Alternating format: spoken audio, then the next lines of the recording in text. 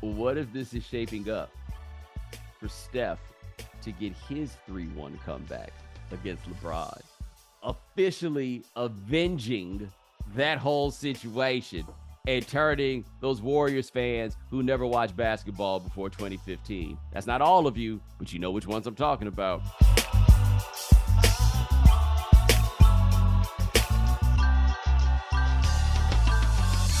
Ladies and gentlemen, welcome to The Right Time. My name is Bomani Jones. Thanks for listening wherever you listen to podcasts. Thanks for watching us on YouTube. Rate us, review us, give us 5 stars. You only give us 4 stars, I'm inclined to believe you are a hater. It is Foxworth Friday. Domonique Foxworth, what's going on?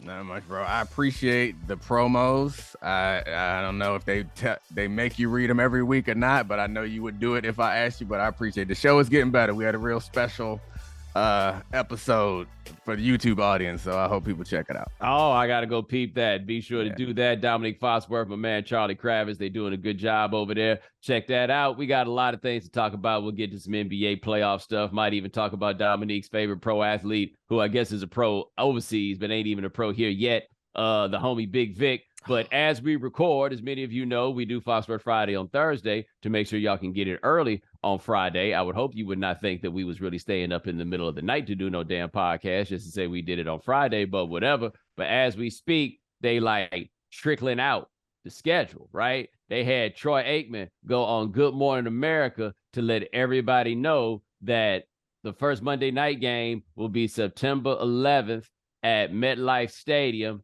Aaron Rodgers Jets hosting Josh Allen's Buffalo Bills. And Dominic, let me tell you why I'm here for that. That has the potential to be 0-1 in the worst way for the Jets. Not that the Bills are that much better than the Jets, right, but that the Bills are good enough that if the Jets aren't what most of us think they are, it will be on display on national television. And Aaron Rodgers will learn, you ain't in Kansas no more. And for purposes of this discussion, Wisconsin, Kansas, Iowa, Saskatchewan, they all the same. They are. The best thing about it is, no matter what, we got fuel for overreaction in New York City. So don't let them, boy, you ain't even think about, or you haven't even brought up the real atomic bomb. Don't let them win.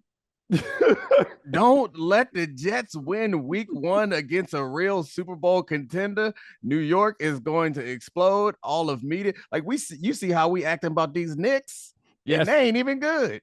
Yeah, but at least they like the Knicks just make people feel good. You know what I'm saying? Like that's they have the heart of this city in a way that I really can't explain. Other than Texas high school football, I can't think of any place I've been where, like, even North Carolina, there with UNC and all of that, they don't have a heart the same way that the Knicks just have the heart of this place. Because what makes North Carolina a basketball state? The fact that UNC is consistently really good at basketball.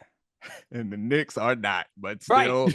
it doesn't make sense for like the like most important city in the world, or at least one of the biggest, most important city in this country, to be so transient and to have so many things going on, and for the Knicks to be as like mediocre or bad for as long as they have been. As soon as they give y'all just a little bit of glimpse, everybody come out and they be dancing in the streets, shutting down traffic. Yes. Well, I think there are a couple of levels to that with the Knicks, right? I think one of them that we can't lose sight of is New York as a city has had 2 teams basically in every sport for most of the time, right? Right. Now, the Knicks are the exception. There's been one basketball team, like the Nets got here, I guess, about 10 years ago or whatever it was. But I mean, they might as well still be in New Jersey in the way that most of New York looks at that. So there was not the split of the allegiances that you had with that basketball team. 2, the part that can't be forgotten is that basketball is the sport of the non-WASP in this city. Like, you go back and look at it, man, a lot of Jews, you're going to see a lot of names with Mick and O, right? You know, like you get those names, and then you get the black people part, right? So like you got that. So it's the sport of the working man in New York City in a way that football just isn't, interestingly enough, because it's like that everywhere else. Well, I mean, I'm not surprised that football isn't, because there ain't no space. Yes. A and also, like, while football is not a rich man sport, I can imagine back in the day when it was coming up, or not, I can imagine it was kind of an elitist sport where it was like what we was going to do with these Ivy League dudes who ain't had no war to go get tough. We're going to go play football. This is how we going to get them tough. And they ain't want the poor folk playing football. So basketball was never that complicated. But the New York fan, that's the only sport that the New York fan is as committed as we think about, because those other places you were naming are like Texas football, or high school football. It's like places where ain't much else, so like that's why it gets the heart of it. And for them not to be good to start, it like reminds me of the Celtics, because they were really good. So like that's where I assume the connection to the city for their fan bases, like they were dominant. Bill Russell was winning them all them damn titles, and that's why they act like they act. Well. The Boston thing gets a little tricky, because you do make a good point about it with the Knicks. This isn't the Yankees, right? Yeah. Like the love is not based on dominance. Even when there was only 8 teams in the league, the Knicks were not dominant. The thing that's always awkward about Boston and its relationship to the Celtics, never forget, like, have you ever been to that building, the Garden up there? Mm-hmm. Yeah. You notice that building ain't green, it's black and gold. Oh, it's the Bruins town. The Bruins are the primary tenant. If the Bruins stink, they'll still sell out. The Celtics have to be really good to sell out. Or in the case of the Russell era, being the best team on earth did not even mean that you were going to sell out. Like, they have a much more conditional relationship with the Celtics. But when the Celtics are on and the people show up, damn, they love the Celtics. Oh my God. I don't know a fan. I know I tend to think most fans or fan bases are similar. It's like when your team is good, you riding high. When your team is bad, then nobody shows up. I think the Knicks are an exception. MSG is an exception. But there's something different about the Boston. I guess in New England, we throw that in there with the Patriots. There is something different about that fan base. And I know that people are expecting me to say like the stereotypical negative things. Yeah, those exist. I think the assessment that I'm making is neither negative nor positive. It's just like, yeah, there's a special, if you like turned off the color settings on my TV and I watched the game, I feel like just the behavior and the sound of the Boston crowd, no matter the sport, it just feels a little bit different. And again, it's not good or bad. Well, actually, sometimes it's bad and sometimes it's good, because like I appreciated watching a basketball game the other day, and these fans like legitimately feel like they are a part of the game. In the course of one quarter, they were cheering on the Celtics. Then they booed the Celtics, and they was like, that ain't gonna work. Then they started chanting defense and cheering the Celtics again, and then booed them again all before the end of a quarter. And I was like, there ain't no fan base out there. Not the Knicks, not no fan base is that involved and intelligent about the game and committed to the game. The Celtics were getting their asses whooped, and everybody was in their seats going nuts. Like, I don't know what we gonna try next. Let's see if we can get these guys going. Like, they feel like, you know how fans say we? And most of the time we're like, y'all ain't we. They feel like we to me. Yeah, no, they even like, this is the new Garden, obviously. And for you kids, there was another Boston Garden. Like, when people talk about the Garden, they're not talking about this new building. Though, bless their hearts, they did everything they possibly could to just make this, at least on television, look and feel exactly like the old place, right? They ain't changed nothing. There ain't gonna be no fancy designs on the floor down there and none of that stuff. It's gonna be that little white man spinning the ball on his finger. That's all the decoration. Only fancy design on the floor is something to try to make you remember the old days. Didn't they name it Red Auerbach Court? Yes, they did. Yes, that's the only thing on there is his signature. They put the signature on the court. That was about it. But it always felt like watching games there that then people are like standing right over you. Like, it feels like they're closer. Like, one thing I like, at least for what I can tell on television, because I haven't been there, about the arena in San Francisco is it looks like it's a bit smaller, and they just tried to make this thing compact and terrorizing, and that allows you to charge more for the seats down low because scarcity. But anyway, like, you know, that's the setup they made. What I thought, as I heard you talking about the fans, like, I remember when LeBron left Cleveland and they still made everybody buy season tickets like the year before to get in there. So they still had people showing up. And you realize, yeah, people come to see a winning team because it makes them happy. But sometimes people just pay to go see a team so they can be unhappy, right? They pay so that they can just go holler at people. Yeah. Maybe it's each other, but they go in to holler at people. I mean, people go to sad movies. You just want to feel something sometimes. Yeah, so you know me. It doesn't matter. You know me. I don't do recreational sadness. Like that's just not. I just don't. I got a lot better ways that I would like to spend the afternoon. By the way, right fast television recommendation. Have you seen HBO's got the show about the White House plumbers? No. Yeah, so the guys behind the Nixon Watergate stuff, right? It's G. Gordon Liddy, E. Howard Hunt, those cats. I mean, it's a slapstick comedy, and it's a good one. All right, I'm sold. You ain't got to tell me twice. I'll definitely watch that. Yeah, White House plumbers. Yeah, it's like it's a TV show apparently about bumbling criminals who do not realize they are bumbling criminals. Okay. Yeah, yes. I ain't even heard of this. There's too much out there. I mean, no, there's not enough. They need to pay the writers.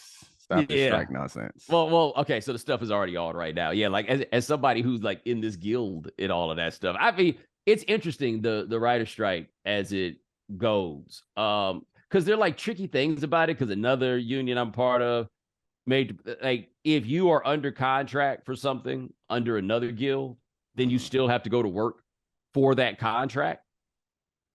And so it's not exactly picket line crossing as I think visually it seems to be for some people. But for the folks I wonder about is, so somebody like me, like with Game Theory, I'm a member of the SAG-AFTRA, which is like the Performer Guild, and a member of the Writers Guild because I wrote, I've got a writer credit on that show. So in theory, somebody like me could be asked to show up, but also not write. Yeah, that I mean, if you show up, you're right, and you ain't the only fancy motherfucker. I'm part of the Writers Guild too. Right? I know you're part of the Writers Guild, baby. I'm not a fancy star though, like you. I'm not a Screen Actors Guild, but you're just the guy that gets to write whole episodes of television shows. Oh yeah, lonely Domonique Foxworth. They shut down the filming of the show, so I hope they bring that back up so that my episode actually get aired at some point. But anyway. Oh no, don't you worry, buddy. Don't you worry, buddy. It's going to get aired at some point. Yeah. I encourage people though to kind of look into what's going on there because it's interesting. Yeah, it's objectively interesting, even if you don't have a skin in the game. Which is basically, we used to do this job for this money, but it was cool because we would get this residual money down the line, and now residual money don't exist anymore. Like streaming, consumers love it. Really bad monetarily for the creators. Right. Really bad. And it's not great monetarily for the studios either. And so like it becomes a whole, or at least the model in which they were just pumping out a bunch of content and trying to race to get a bunch of users, like trying to win a field that you couldn't really win. That wasn't great for them financially. There's definitely a financial opportunity, but the reason why I find it incredibly interesting is because it's an entertainment union thing, which is kind of what sports is. And obviously I worked in sports unions and I understand it. One of the challenges in sports unions is the haves versus the have-nots. And that's challenging in many unions, but the gap in basketball versus football was big. So it made it difficult. Whereas while there was caps on the salary, the amount of power that the big name players had to the rank and file was different. So it made it hard to like coalesce around ideas. Same thing in football, less so. This is like, because there are people who are making hundreds of millions of dollars, and then there are people who are just trying to get by.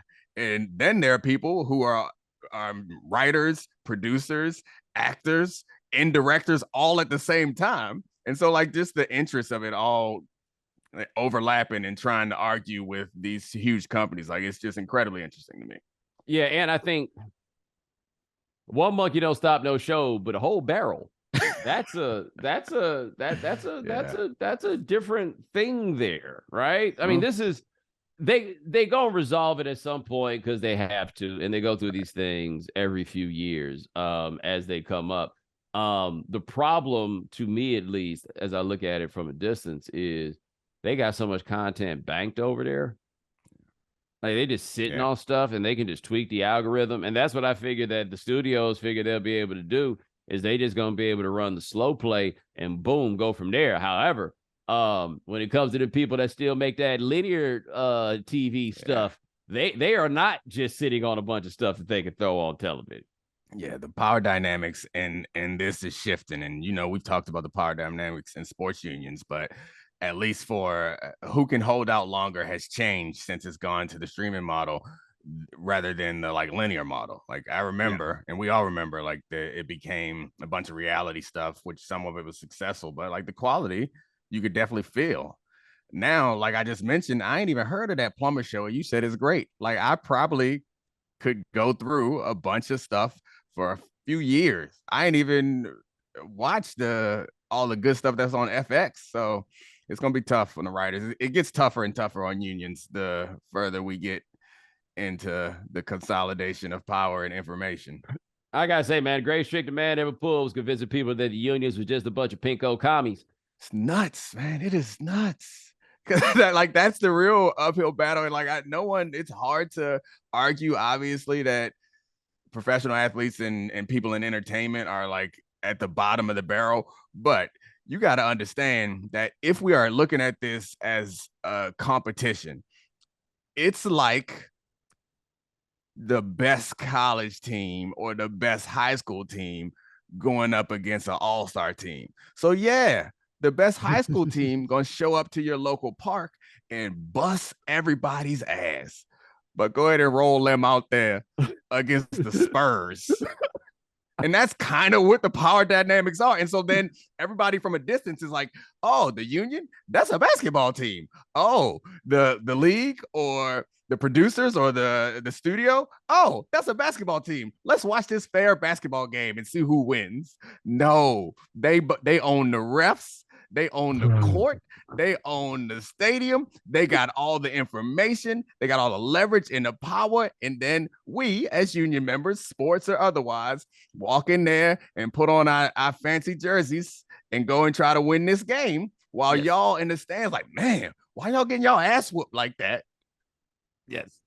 It's here's what it is. It's people who check their account on payday versus people who don't even know what account they checks go into. You know what I'm saying? It's people that be waking up every Thursday just to make sure everything is there versus people who wake up in the morning and somebody hand them a piece of paper to tell them what their money is. This is a true story, okay? I'm not going to put the name in here, but it is about an NFL owner. And I was told this NFL owner was having a conversation with somebody. And he told that person, I got to be honest with you. I have no idea how much money I have. I mean, every morning they come and they show me a printout and they tell me what everything is, but I really don't know how much money I have. Domonique, I know exactly how much money I have. Not to the cent, but I know how much money I have. I can give it to 3 significant digits. You know what I'm saying? Yes. It's I'm with you, but it's only been, there was a time when I first got my big deal that I would check my account every morning. And then it got to every week. And then it was every month. It's only been a few years now that I don't log in and check it, make sure it's there or whatever on a regular basis. But I still generally know if one number's off, I'm confused. I'm making calls.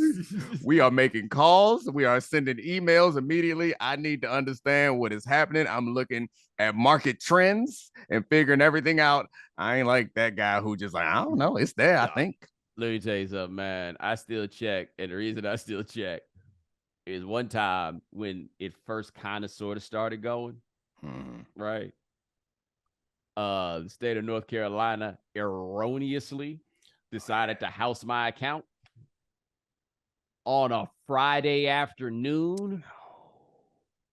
So that meant I was broke until Monday at the earliest. And I found out because they ran my card at a restaurant where I was, shall we say, a regular. And I got the womp womp. And so I look at my account, it is some code I don't recognize. And I Googled up that code and it said the state. I called the state hey, man, I gave y'all's money because, to be fair, I didn't always do that, but I had changed my ways. You know what I'm saying? So I called them up like, yo, what's up? They're like, oh, sorry, we put that in the wrong column. I know that a lot of times one of the themes of this show is that we need to be wary of technology. We need to be wary of people too. We need to be wary, just generally have some wear about you. They took all my money. They cleaned out my checking account. And I guess that's also part is being dependent on technology is we think we got that much money. Yes. Because the computer tell us that's how much money you got. Yes. But in reality, what you got is like a scoreboard. Exactly. They pull a plug on it. They change the numbers on it. What you gonna do? Yeah, it's like the theoretical idea of points on the scoreboard. Do you really have points?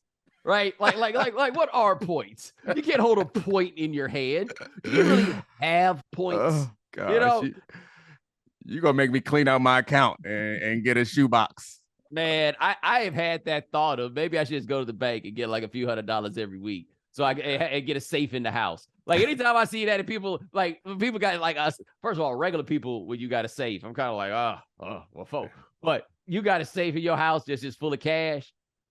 I feel like that's probable cause to look into everything else you got, except I'm right there with you because one of my buddies made this point about the funny money. He's like, here's the problem with the funny money. If he set it off wherever you live and you try to cross the bridge and the man say you got to give him some money to cross that bridge, what you gonna do? Be like, yo, hold your phone next to mine and I'm gonna airdrop it to you? Nah, man. Sometimes you gotta put something in that man's hand. Like, I got you. It's okay. No, that's not gonna work. You need that Skrilla, the actual Skrilla, not e-Skrilla. I'm just young enough, I guess, to be a person who rarely has cash. I don't have a safe full of cash, and I live my daily life regularly without cash. And it's kind of scary because I know, like, my dad and people that generation and my mom always like, you always got some cash on you just in case. And I'm like, man, I don't need no cash. But they right.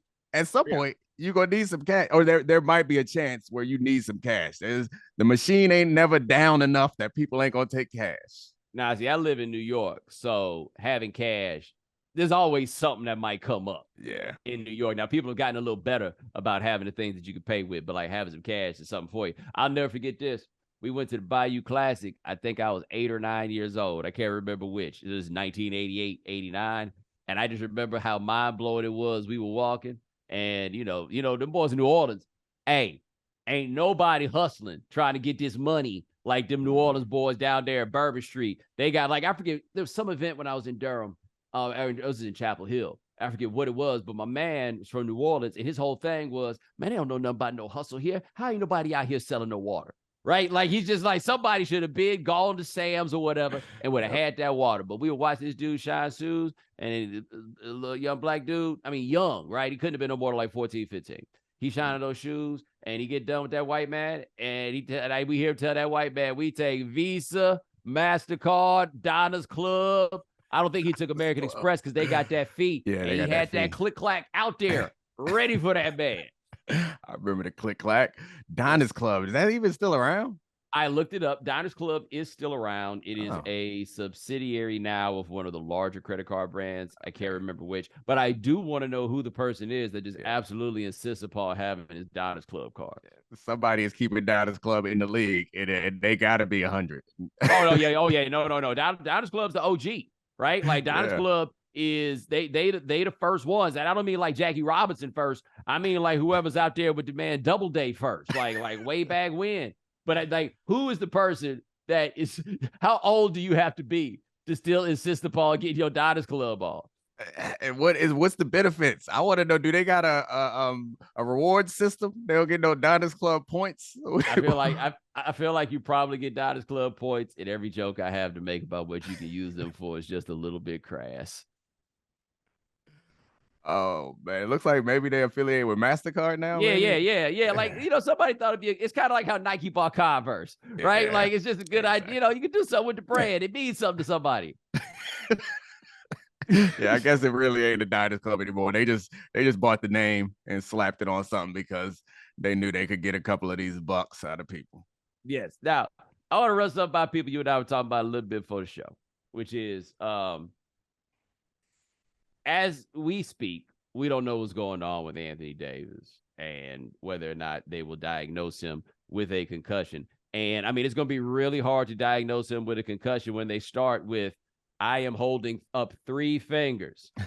How many fingers am I holding up? Right. Like I don't feel like they're not going to give him the expert level, cognitive level test. But has football just desensitized us to a point that I looked at that and was like, hey man, that don't look like no concussion, as if I know. That's good self-awareness, because I didn't have the self-awareness that you had. I was like, oh, he all right. while he stumbles off of the court, I look back at every play. Oh, he all right. He got hit around the face a little bit. He all right. He be back. It ain't no big deal. They don't gotta do nothing for that. But you're right. And we just to the point where we consider everything a subconcussive episode, because our idea of a concussion is what happened to Tua. Now that's a concussion. We like, I know that. I'm a doctor when it comes to a man who doing look like he dancing his way off the field. Yeah, I know that one. I feel like with football, concussions are treated kind of like snow and snow days.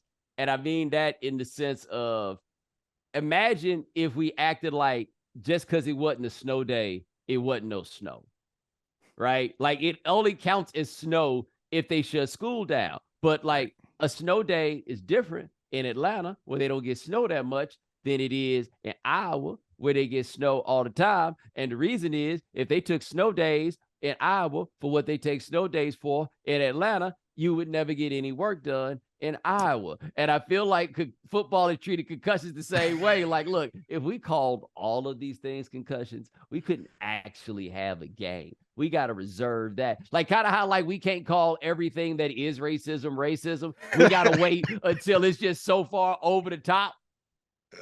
Otherwise, we just be talking about it all day long. We're making nowhere. we wouldn't get nothing done. Yo, I got let me stop you right there. Let me stop you right there. You see the term that you're using. Oh man, you see the position that we are in.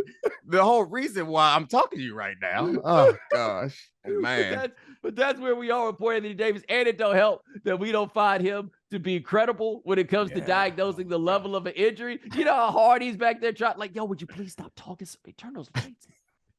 Damn, man, my stomach hurt. So if football is Iowa and the NBA is Atlanta, then boxing must be Alaska. Well, they get knocked out and stand up, and they like, go ahead, keep going. Right. That's the thing. Well, we all hypocrites and full of shit about our whole. Exactly. We care about head injuries. We care about them in very particular concepts. Yep. Manny Pacquiao gets slept. We got Simba waking him up on the ground. Ain't nobody out here doing this head injury situation. You're like, yo, you knew what you was doing. You decided to go ahead and do that. Also with football, the thing that always gets me, when you see a dude get a concussion in baseball, that dude might be out for 2-3 months. Nobody's out for 2 or 3 months with a concussion in football. Maybe that second one, right? That came a little close to the first. Nobody's out with that. Football's like, look, I'm sorry. Y'all want football or not? Because this is what it takes. And we all like, yes, let us get really up in arms for a week. Y'all get back to what y'all was doing. I would like to signal that I give a damn. Yeah, I ain't gonna lie. I want my football. I saw Anthony Davis, and I'm like, oh, there's no way he's not playing Game 6. There's none whatsoever. I want him to play. The NBA wants him to play. The Lakers want him to play. Everybody want him to play except for Steph. So I think he's going to be out there. I can't remember if we talked about this before, but I'm going to throw this out here. I know I talked to Vinny about it on the phone. What if this is shaping up for Steph to get his 3-1 comeback against LeBron, officially avenging that whole situation and turning those Warriors fans who never watched basketball before 2015? That's not all of you, but you know which ones I'm talking about. Yeah. They become the most insufferable people on planet Earth. I mean, it's inevitable that they're going to compare LeBron and Steph. I think it's a ridiculous comparison to make. But if Steph do this and then go on to win the title with this group of guys, I'm gonna have to at least entertain the idea that that's a reasonable conversation to be had. And I don't want to. Frankly, I do not want to. I like Steph. He seems like a nice enough guy. I'm rooting for him. He has success. That's great. However, what LeBron has meant to this league for the time that he's been in the league is different than what Steph has meant to the league. I understand change the game and all that, but it's been a different way he's gone about doing it. And it's very unusual for a player to be at this point in his career now doing the Superman shit. Yes. You know, like this is not the Superman time. You were supposed to be doing that when you was 28, like LeBron was doing when he was 28. So it's just real hard for me to wrap my head around if he puts this type of run or put a few runs like this together at the end of his career. I guess I'm gonna have to entertain the idea that they should be in the same conversation. Here's how you do it. I got it. Okay. All right. Like you're a Nas guy. Mm-hmm. If I were to ask you, you would probably say Nas is a better rapper than Jay-Z. Yeah. Well, even for sake of argument, let's just assume. Yeah, absolutely. Right. Absolutely. Jay-Z has a stronger catalog than Nas. Even if you think Nas is the better rapper, you probably have to acknowledge Jay has the stronger catalog. Absolutely. Those two things can be true at one time. LeBron's a better MC than Steph is. But Steph's catalog is creeping up there, has crept up there. I mean, Steph has been to the finals 6 times. Right. 6. I mean, LeBron's been there 9. I don't want to act like that's exactly the same. But 6 is pretty damn impressive and way up there with 4 wins. I like the analogy that you set up. Can you have a great catalog of albums without having a whole lot of hit songs, or at least the hits are by other people? Because that's kind of how Steph's career has been the whole time. He is the centerpiece of the group. But when you look back, when you look back on those runs, with the exception of that last run, the songs that you remember from them runs was by Klay Thompson, by Kevin Durant, by Andre Iguodala. So it's real hard. He get ate up on all his own tracks. He got the best features out there. It's not to knock on him. And LeBron has some albums that ain't go platinum, but damn, if he has some hits on all of them things. He had the hits, but here's the thing I think about what you're saying about the features, which is fair. Steph, I thought this was an overstated notion before, but now I'm really, like, the more I see it, the more I lean into it. What if a large reason why them dudes got them features is that Steph is also making the beats. Okay. Right? And so, like, Steph is doing this on these beats that's looking at Klay like, hey, man, get Klay in the pocket because this is just a perfect Klay beat, right? I need Klay. I need you to step up on this one. I'm going to set this up type lovely, and I need you to clean this up. The other thing with Steph is more likely to kind of just fuck off a verse or fuck off a track, right? Throw the ball behind his back, all that other stuff. No, LeBron came in locked in on everything, every single track. That's fair. I think I don't appreciate how much, or I'm not, in the way that I talk about Steph or think about Steph is very much in the traditional way that we think about these type of players, and like the Jordan mold is, Steph created the terrain that all these guys, his presence, he is the centerpiece of all this. And obviously Draymond, he got some hit songs in there too. But I think we don't appreciate a lot of things that Steph has meant to the dynasty because he ain't hit the game-winning shots. He don't got a bunch of them 48-point games. Because they was up by 30 so many times. Like, it just never, like I always say, man, a good 4-quarter player would be great, but I'd love to have the best 3rd-quarter player of all time.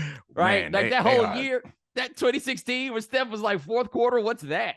Never seen one of those before, at least for the regular season. That year they went to the playoffs and only lost 1 game. No wonder you ain't got too many memorable Steph performances. All that ass whooping was just kind of running together. That's fair. Like I it's not fair the way that I'm remembering Steph. No, but you're right though. But it was beaten. There's a fair point though. Like there is no game of Steph's that we quite remember. I guess like that 50 against Sacramento was kind of like is a game that we're in, in a similar vein. but the legend of Game 6 Clay. Like, there's not even really that. Even Game 7 in 2016, when they lost that to the Cavs, that was Draymond Green putting up 35 points, a version of Draymond Green we have not seen since then, by the way. But Steph got a catalog. Like, when it really comes down to it, he's got a catalog, and that's where it's going to get tricky with LeBron, because even the biggest Steph fans would not argue that Steph is a better player overall, top to bottom. But in these last 10 years, hey, man, Steph just been putting out hit after hit after hit. He had a couple years he had to take off, you know what I'm saying? But then he came back, and like, when we thought he was down, the beats wasn't the greatest last year, but he still figured out how to get on there and make it work. Last year was definitely the big step that made, like, all of us, I think, appreciate Steph more in line with the impact that he's had. If he could do it again, then we have to entertain these bigger conversations. Well, what we hadn't done was seen Steph in the struggle. And that's not to say that there was a struggle, because obviously they wouldn't win no championships before the 2015 season, right? But we weren't watching. We did not watch them have to struggle. The closest was that 3-1. And I always thought they didn't get nearly enough credit for the Oklahoma City 3-1 and the comeback and the comeback and the resolve that they had to bring it back at that point. For us to really love it, no matter who the player is, outside of, I think Larry Bird is the only one, like, of these guys where we didn't see the struggle. Magic won 2 championships, and then we saw the struggle. But the struggle was there. That is typically what gets, like, earns the respect of sports fans. And so that year where Steph didn't play, and then that year where they lost in the play-in, and then the way we saw it go last year when they won the championship, that's the stuff, right? And we got that from him. And I think for those of us who have been watching this a lot longer, maybe that's the part that kind of tripped the switch off. And I mean, the struggle in the moments.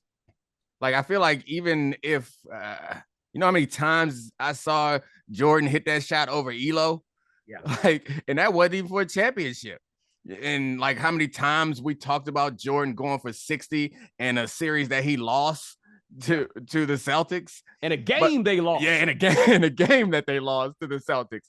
But like, those are the moments that you have. And when Steph was on those biggest stages, they was beating people down, and we wasn't getting those moments, and we was giving the MVP to other people, which, again, those people were allowed to live because Steph was creating the terrain for them. However, that's just not how we remember it. I remember LeBron hitting or what he scored 28 against the Pistons in that. I forget how many in a row it was, but it was just nuts. Stupid. Yeah, that's the stuff that, and it's not fair, but that's just the way our brains are made. The further we get away from this stuff, if I can look at one shot, that's going to bring everything back for me. And that 2018 game 1 for LeBron might have been the best single basketball game I ever seen in a loss. Yeah, you know what we should have done with Steph?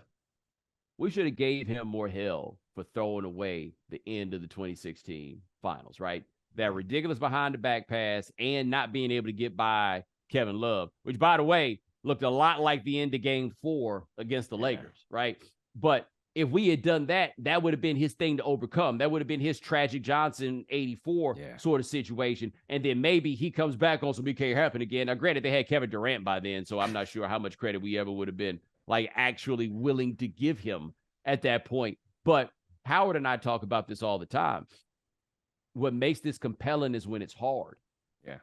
We want to see, and I think that's part of why people felt so disappointed by the Kevin Durant thing, in part, was they're like, this ain't hard. Of course it's hard. It's professional sports, right? But they're like, this don't even look hard. And it wasn't. Right. But that's why this Lakers LeBron season, I think, is charming in a different way, is that the Lakers, it's never hard for the Lakers, right? Like, that's never the way that we look at anything. This is the first time where, like, getting to the conference finals, we're like, hey, good for you guys if they do that, right? Like, it's never ever looked like that. Now, if they get there, I'm pretty sure they're going to be up there playing against, I'm coming close to saying my Nuggets, because I'm in, dog.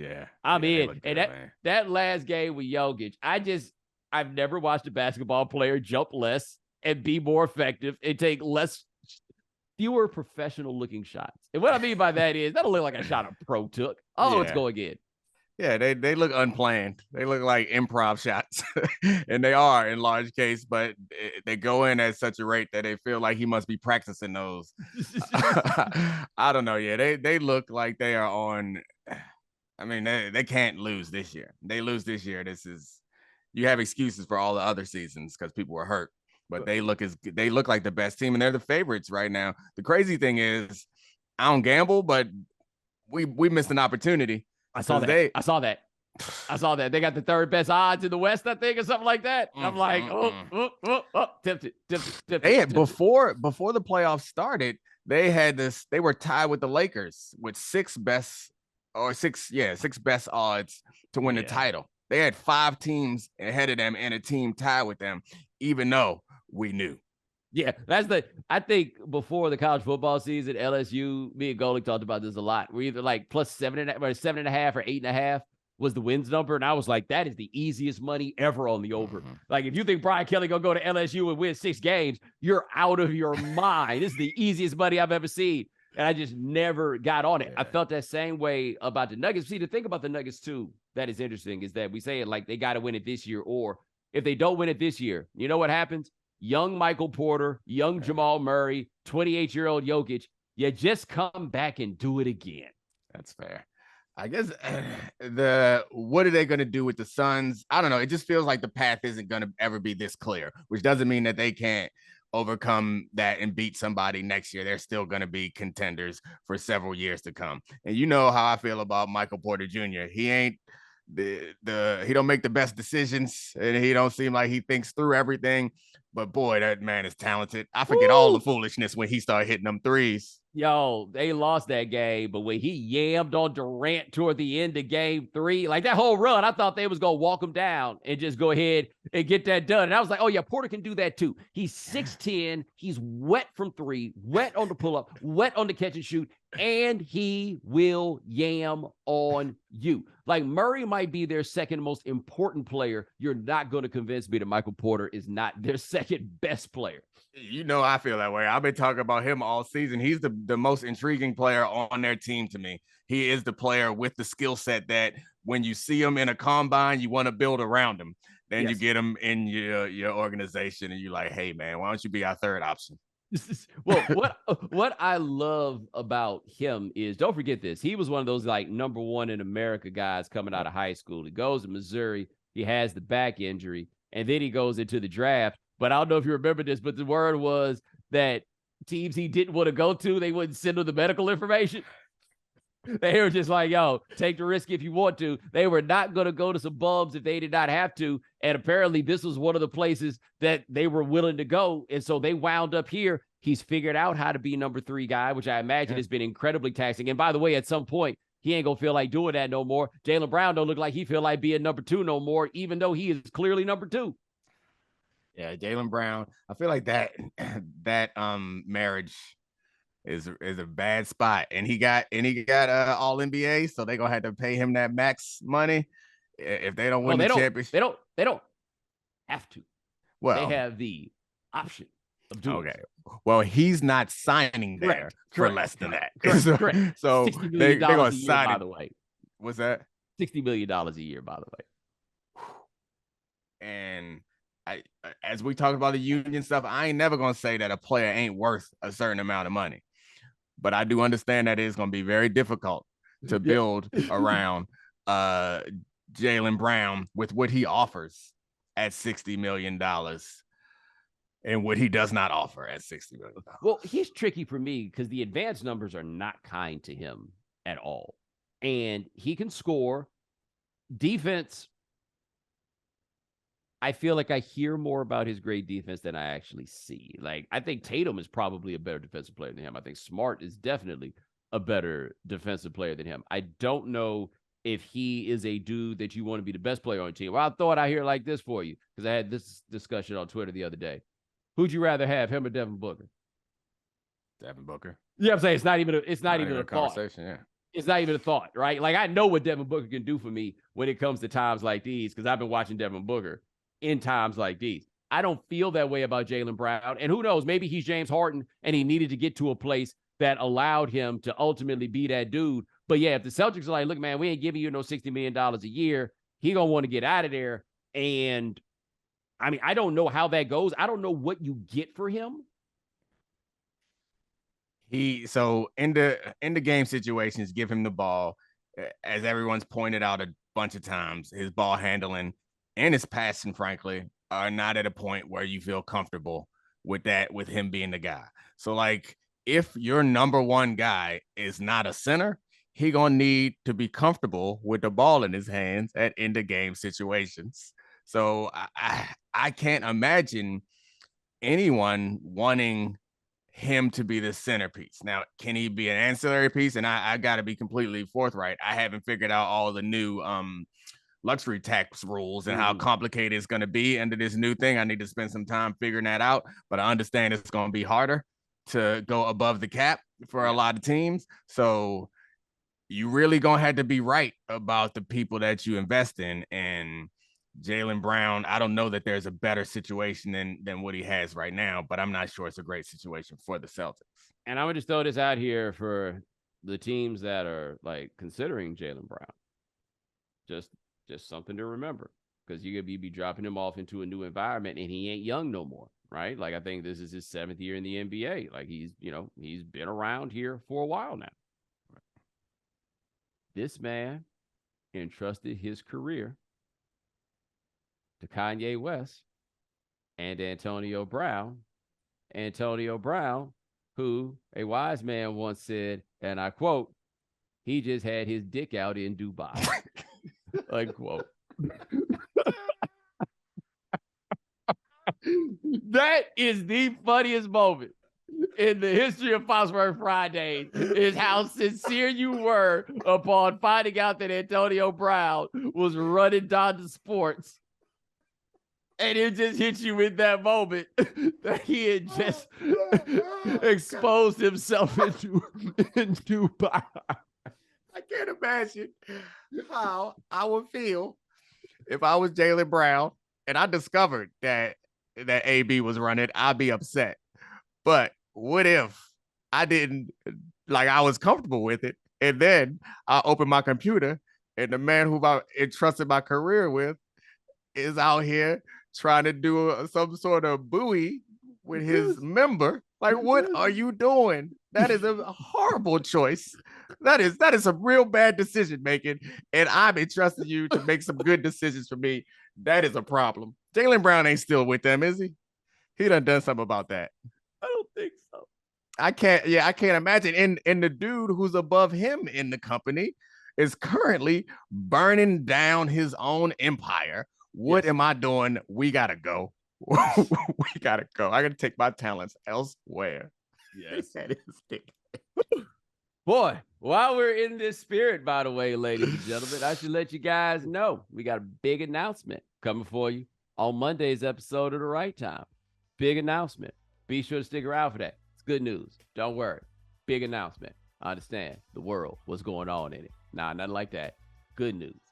Check that out. But that is Domonique Foxworth. Check him out on Get Up. Check him out on Anscape. Check him out on Debatable. Check him out all over the place, especially on the Domonique Foxworth Show, available wherever you get your podcast. Dominique's still laughing at Antonio Brown in Dubai. What is he doing? Just the idea that anybody would trust anything to that man. While he was in Dubai on his back with his pants down in a pool, a public pool. Ladies and gentlemen, thank you for joining us here on The Right Time. Remember, hit the voicemail line, 860-516-4119, in celebration of Mother's Day. Tell us about the time that you tried your mom. 860-516-4119. Adi Khan, Dan Stassic, Parker always handling everything behind the scenes. Thank you, gentlemen. Remember, follow The Right Time. Rate us, review us, give us 5 stars. You only give us 4 stars, I'm inclined to believe you are a hater. We'll talk to you guys in a couple of days. Take it easy. Thanks for checking out The Right Time with Bomani Jones podcast. You can listen or follow on the ESPN app or wherever you listen to podcasts. The Right Time with Bomani Jones.